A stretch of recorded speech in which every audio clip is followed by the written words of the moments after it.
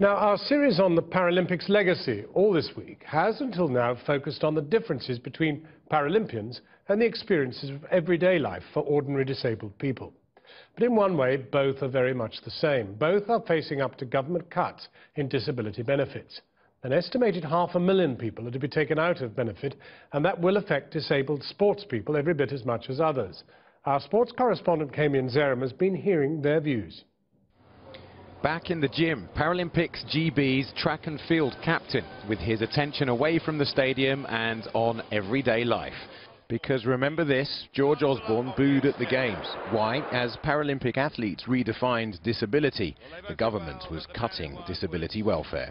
The changes start next year, and it's scaring a lot of people.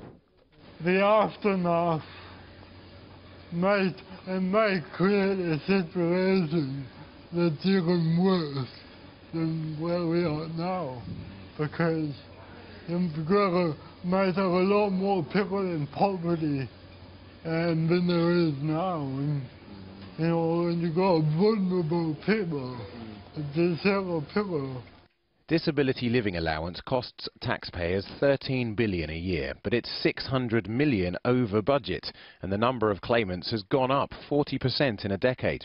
The new simplified system, personal independence payments, will cut the caseload back down to 1.7 million. 500,000 people will no longer receive disability benefit. The pressure to cut the numbers is on. I kind of agree with it in a way, because there is a massive problem with the country's economy, and we need to get it moving again. But you have to do it gradually. 2012 has given Paralympians and disabled athletes a platform they've never had. Wayne Fisher used to play basketball for GB. Now he's a coach for a local club. Carl, with Andy. But by day, he earns minimum wage as a forklift truck driver. Restrictions, he says, to disability benefits will make a bad situation worse. Wayne has to stay off his feet to protect his stump. His choice of jobs is limited. When he was made redundant last year, he applied for DLA to go towards an automatic car so he could take work a long drive away. He was turned down, and the only thing he could find meant long hours standing up. It was excruciating. Every night for 3 weeks I was coming home, taking my socks off, and there was just blood all over the socks. So as I took my leg off and took the socks off, the abscesses kind of just went, you know, popped. Wayne had to hand in his notice. He, his wife and his baby daughter almost lost their home. We got a letter to say, you know, we're coming repossessing the house in 2 weeks.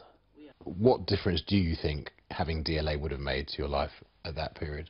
It's not just about the money. I mean, the money had gone towards a car, automatic car. I wouldn't have had to wear my leg. So basically, I could have travelled to do, you know, a job in Bradford or Leeds or, you know, further afield.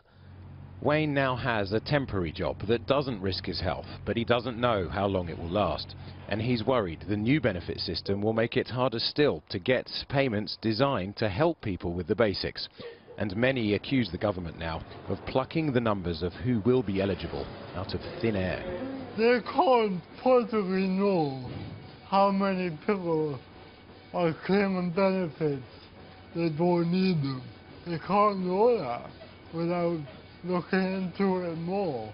And buried in the government's official assessment document, the following. They don't know how many people will be affected because they're not currently able to fully model their research data.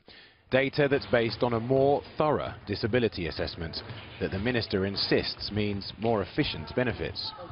Are you convinced that when these measures come in, that the right people are going to be supported? Yes, I am, and I'll tell you one thing, I'll be working very closely to ensure that happens. But you know, should there be a mistake in the process, there is reassessments, there is an appeal, and that's the way it has to work. But as best as I can say, the right thing will happen at the right time for the majority of the people. Yes, it will. Convinced? Well, after a summer that changed the way the nation feels about disability, many just feel let down.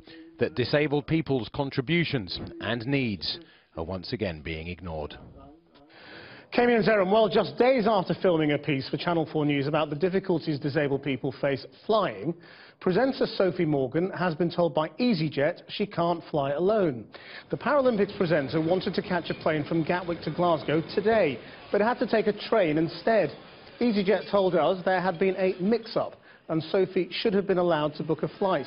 But the airline also said some disabled people do have to be accompanied for safety reasons. For more, go to our website, channel4.com/news.